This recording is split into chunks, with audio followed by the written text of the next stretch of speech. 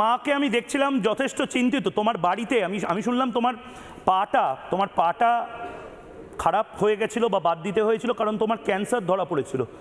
তোমার ক্যান্সার ধরা পড়েছে, তোমার বাবা পরিযায়ী শ্রমিক, তোমার মা সেলাইয়ের কাজ করে।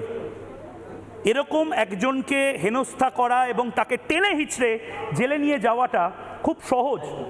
তোমার এই যে লড়াইটা গোটা বাংলার মানুষকে বলো। মিনমিনে চ্যানেল এগুলো দেখাবে না, মিনমিনে চ্যানেল তোমাদেরকে ভিলেন বানাবে। রিপাবলিক বাংলায় তোমার লড়াইটা বলো, যাতে করে ভবিষ্যতে আগামী 70 বছরে এই বদমাইশিটা কেউ না করতে পারে। আমি বাংলায় ভিলেন হিসেবে ময়ূকদা আমি বাংলায় ভিলেন হিসেবে থাকতে চাই তাদের কাছে, আর হিরো হিসেবে থাকতে চাই সেই সব সকল সনাতনী ভাইদের কাছে। আমি হিরোও না ভিলেনও না, কিন্তু যারা ভিলেন আমাকে বানিয়েছে তাদের কাছে আরও ভিলেন হব আমি আগামী দিন। আমি তোমাকে অযোধ্যাতে ইন্টারভিউ করেছিলাম, আমি দেখেছিলাম তুমি এক পায়ে সাইকেল চালিয়ে অযোধ্যাতে চলে গেছিলে। আমি তোমায় ব্রিগেড প্যারেড গ্রাউন্ডেও দেখেছিলাম। সনাতনের জন্য এই লড়াইটা, জেন জিদের এই লড়াইটা তার মানে চলতে থাকবে। এবং তোমরা কেউ একা নও, এই বড় বার্তাটা তোমরা দিয়ে দিলে।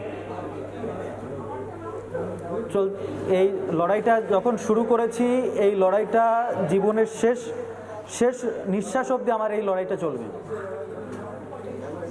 কিছু খেয়েছো আজকে সকাল থেকে? কিছু খেয়েছো? একটা ভেজ প্যাটিস, আমরা সবাই, তুমি আসলে আমরা সবাই একটা ভেজ প্যাটিস পার্টি করব।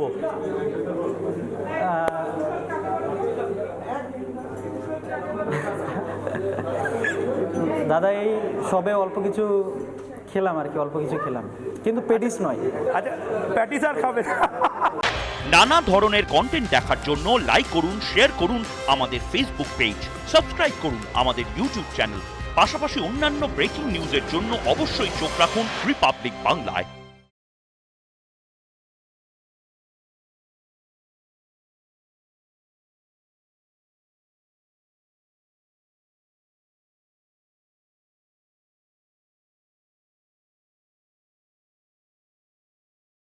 নানা ধরনের কন্টেন্ট দেখার জন্য লাইক করুন, শেয়ার করুন আমাদের ফেসবুক পেজ, সাবস্ক্রাইব করুন আমাদের ইউটিউব চ্যানেল।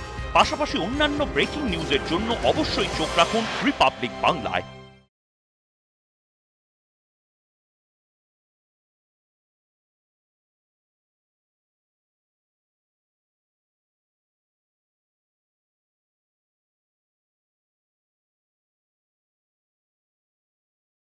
নানা ধরনের কন্টেন্ট দেখার জন্য লাইক করুন, শেয়ার করুন আমাদের ফেসবুক পেজ, সাবস্ক্রাইব করুন আমাদের ইউটিউব চ্যানেল।